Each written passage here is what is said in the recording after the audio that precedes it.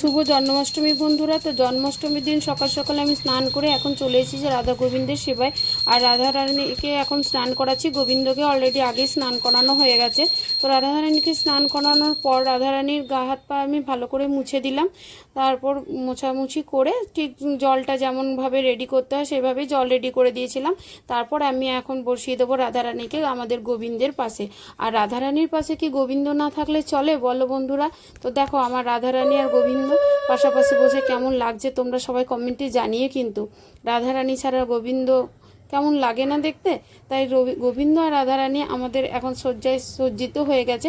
আর আমি এখন ওনাদেরকে একটু সুন্দর করে রজনীগন্ধা মালা পরিয়ে সাজিয়ে দিলাম।